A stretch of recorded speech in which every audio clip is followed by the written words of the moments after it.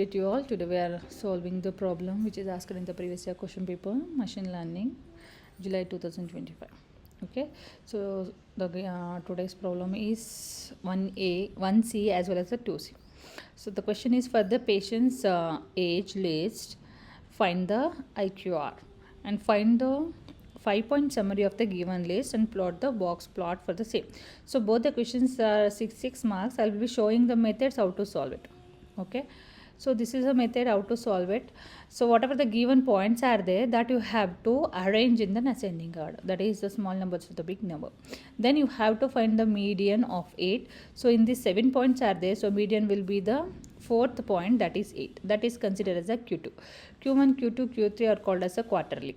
Okay, and here Q1 will be 2, 3, 4 and Q2 will be the rest of the median, whatever there on the right side of the median, that is line 11, 13. In that, the middle value will be the Q3 value, that is 11 and the 3. Okay, IQR can be calculated by the formula Q3 minus Q2. Okay, Q3 minus Q1.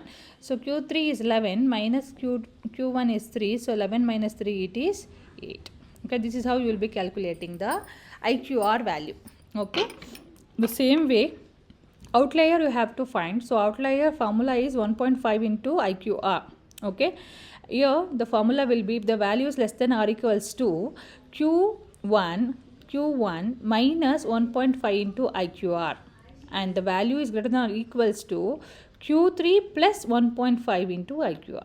Okay, so when you solve this, you will get minus 9 and 23. So the points which are lying outside of these two values is considered as the outlier points. Okay, so for the given data points here, we have to consider only the minimum value, maximum value, Q1 value, Q2 value and Q3 value, where median is a Q3 value, right?